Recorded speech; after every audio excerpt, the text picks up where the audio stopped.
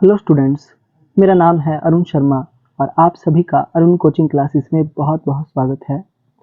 आज मैं आपको जर्नलाइजिंग से रिलेटेड जो है वो कुछ स्पेशल पॉइंट्स बताऊंगा जिनका आपने खास ध्यान रखना है। सो आइए स्टार्ट करते हैं। Name of journal, the firm for which journal is being prepared, the name of that firm and the name of month must be written at the top of the journal as shown as under. देखिए, तो जिस भी firm का आप journal prepare कर रहे हैं तो उसका उस फर्म का नाम और जिस मंथ का आप जर्नल बना रहे हैं नेम ऑफ मंथ जो है वो लिखना ज़रूरी होता है eight the top of the journal. जैसे कि यहाँ पे दिया गया है कि journal of messrs Ashoka enterprises ये फर्म का नाम है और फॉर द मंथ ऑफ किस मंथ के लिए जर्नल बनाया जा रहा है वो आपको यहाँ पे लिखना पड़ेगा।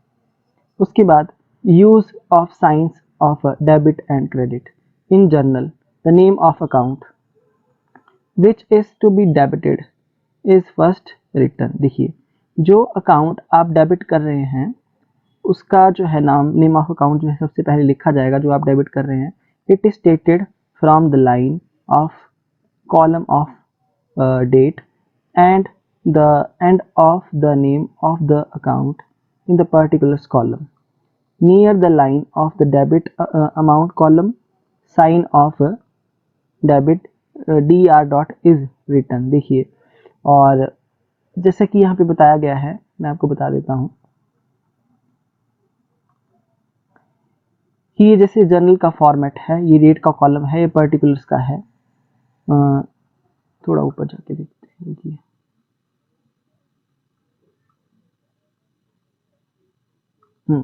जैसे कि ये आपका जर्नल का फॉर्मेट है, यहाँ पे हम डेट लिखेंगे, यहाँ पर्टिकुलर्स, यहाँ पे लेजर फोलियो, यहाँ पे डेबिट अमाउंट, यहाँ पे क्रेडिट अमाउंट का कॉलम है। सो यहाँ पे ये डेट कॉलम के बाद जो पर्टिकुलर्स है यहाँ पे हम नेम ऑफ अकाउंट लिखेंगे। ये बात मैं आपको पहले बता चुका हूँ। और राइट हैंड साइड में जाके यहाँ पे डेबिट लिखेंगे और उससे नेक्स्ट लाइन में हम क्रेडिट लिखते हैं और जिस अकाउंट को क्रेडिट करते हैं उसके लिए हम टू वर्ड का यूज़ करते हैं पहले। उसका नेम ऑफ द अकाउंट जो क्रेडिट होता है उसको लिखते हैं और यहाँ पे डेबिट का अमाउंट और यहाँ पे क्रेडिट का अमाउंट लिखा जाता है और यहाँ पे नरेशन लिखी जाती है। ये बातें मैं आपको बता चुका हूँ। तो ये यही बातें जो है आपको बता रहा है यहाँ पे जो जर्नलाइजिंग से रिलेटेड जो स्पेशल पॉइंट्स हैं उनके बारे में यही बता रहे हैं। So sign of credit is not used at the end of the account to be credited. हाँ, देखिए, जिस अकाउंट को आपने क्रेडिट किया है उस अकाउंट के एंड में जो है आप क्रेडिट साइन का यूज नहीं करेंगे, यानी कि CR नहीं लिखेंगे। Credit entry starts with the word to. जैसे कि मैंने आपको बताया जो क्रेडिट एंट्री है वो टू से स्टार्ट होती है after a gap about of half inch from the line of the date column.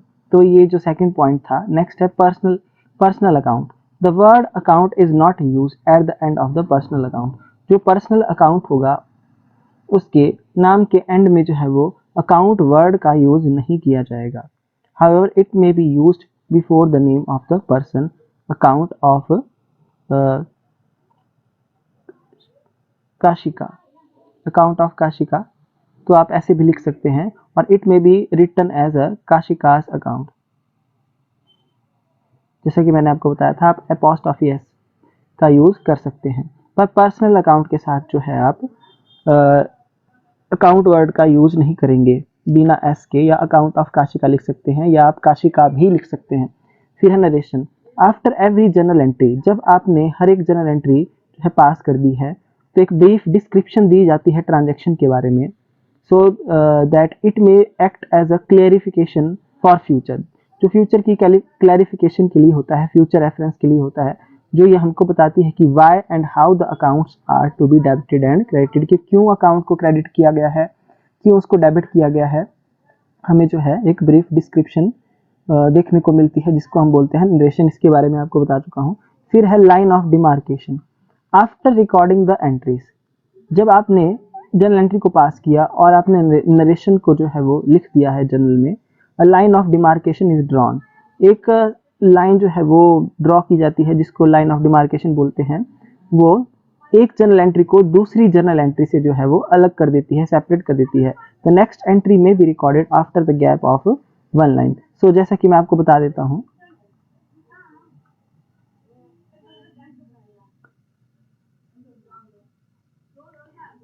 ये जो यहाँ पे लाइन लगाई गई है, ये पर्टिकुलर्स के बीच में यहाँ पे जो लाइन लगाई गई है यहाँ से यहाँ तक, ये लाइन ऑफ डिमार्केशन है। ये दो जनरल एंट्रीज को अलग करने का काम करती है। जैसे कि यहाँ पे आप देख सकते हैं ये लाइन ऑफ डिमार्केशन है। तो इसने दोनों जनरल एंट्रीज को अलग कर दिया है।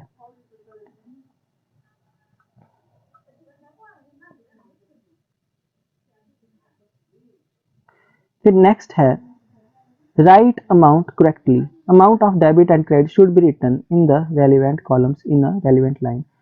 टोटलिंग, उसके बाद है totalling. Journal should be total at the end of each page. जो हर एक पेज का जो है वो जर्नल का टोटल किया जाएगा। टोटल्स कैरी फॉरवर्ड और टोटल्स, इसको कैरी फॉरवर्ड को हम इस तरीके से भी लिखते हैं, और टोटल्स कैरीड ओवर और total C/O is written while totalling the journal. देखिए जब भी आप जर्नल का टोटल करोगे एक पेज का, तो उसके एंड में जो है आप जैसे कि ऐसे लिखा जाएगा टोटल्स कैरी फॉरवर्ड या टोटल C/F और टोटल कैरीड ओवर और टोटल C/O करके इस तरीके से जो है आप लिखेंगे और जर्नल की आप टोटलिंग करेंगे। On the next page these total should be written at the top. और उसके बाद जो भी आपने टोटल किया होगा नेक्स्ट पेज पे आप उसको टॉप पे लिखेंगे in the respective column and against them in a particular column. So total brought forward और B/F और टोटल ब्रॉट ओवर का जो है आप यूज करेंगे। टोटल B/O इज रिटन, ऐसे लिखा जाएगा, ऐसा लिखा जाएगा जो भी आपने टोटल किया हुआ होगा। At the end of the journal when totals are shown. देखिए एट द एंड, जर्नल के एंड में जब टोटल को शो किया जाएगा, when total are shown then in particular column the word grand total are written. देखिए जब आप फाइनल टोटल करेंगे जो कि जर्नल के एंड में दिया जाएगा, जो कि हमको मतलब मैं आज जब आपको क्वेश्चन कराऊंगा तो मैं आपको बता दूंगा, तो वहां पे ग्रैंड टोटल जो है वो एक वर्ड लिखा जाएगा और जर्नल की जो डेबिट और क्रेडिट कॉलम का टोटल किया जाएगा। जो जर्नल का जो आपका डेबिट और क्रेडिट कॉलम का टोटल होता है वो हमेशा इक्वल आता है। They must be written in a straight line and should be double underline. So student, ये था आपका पॉइंट नंबर 7 टोटलिंग। तो टोटलिंग भी हमको जर्नल की करनी पड़ती है। फिर है proprietor's account. Both business and its proprietor are considered as a separate entity. देखिए जो बिजनेस होता है और जो प्रोप्राइटर होता है वो एक सेपरेट एंटिटी होती है कि जो प्रोप्राइटर है, जो बिजनेस का मालिक है, वो कोई और है और बिजनेस जो है कोई और एंटिटी है। मतलब ये दोनों अलग अलग हैं, ये दोनों एक नहीं है। Accounting is done for the business. देखिए जो अकाउंटिंग, जो भी हम अकाउंट्स बना रहे हैं वो बिजनेस के बना रहे हैं, नॉट फॉर द प्रोप्राइटर, वो प्रोप्राइटर के लिए नहीं है। A particular account in the name of the proprietor is not maintained. देखिए a particular account in the name of the proprietor is not maintained. Instead, two accounts are opened for the proprietor, capital account और drawings account. देखिए तो इसलिए proprietor के नाम से कोई account नहीं बनाया जाता है, ये ऐसा बोल रहा है। उसकी जगह जो है हम प्रोप्राइटर को रिप्रेजेंट करने वाले दो अकाउंट होते हैं, ये कैपिटल अकाउंट और ड्राइंग्स अकाउंट। तो ये जो कैपिटल अकाउंट और ड्राइंग्स अकाउंट होते हैं ये पर्सनल अकाउंट होते हैं और ये नेचुरल पर्सन में हम इसको जो है रखेंगे। ये जो कैपिटल अकाउंट है किसी नेचुरल पर्सन को रिप्रेजेंट कर रहे हैं ये। तो कैपिटल अकाउंट और ड्राइंग्स अकाउंट जो है आपके प्रोप्राइटर को रिप्रेजेंट करते हैं। सो ये बहुत ही जरूरी बात है। आई होप आपको जो है समझ में आ गया होगा। ये इसको हाईलाइट कर रहा हूँ।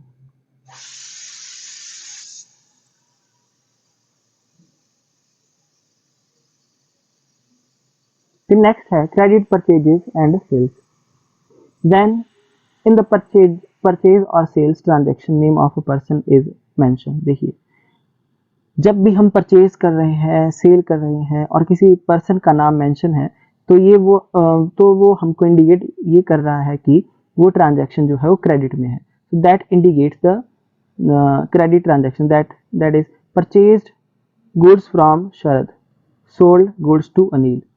So if along with the name of person cash is written, then transaction is treated as a cash transaction. That is purchase goods from Sharad for cash, sold goods to Anil for cash. तो देखिए purchase goods from Sharad, हमने शरद से purchase किया है goods और हमने अनिल को बेचे हैं गुड्स। तो ये जो ट्रांजैक्शन है ये उधार में है क्योंकि यहाँ पर किसी पर्सन का नाम आया है। if along with the name of person, if along with the name of person cash is written। देखिए जैसे कि ट्रांजैक्शन लिखी गई है यहाँ पे, गुड्स को परचेज किया गया है शर्त से, वो भी कैश में, तो ये ट्रांजैक्शन जो है वो कैश में मानी जाएगी, ये ट्रांजैक्शन कैश में मानी जाएगी। Sold goods to Anil for cash, हमने अनिल को गुड्स बेचे हैं कैश के लिए, इन कैश में गुड्स मतलब कैश में ट्रांजैक्शन है, ये माना जाएगा अगर कैश वर्ड का यूज जो है साथ में किया गया है तो।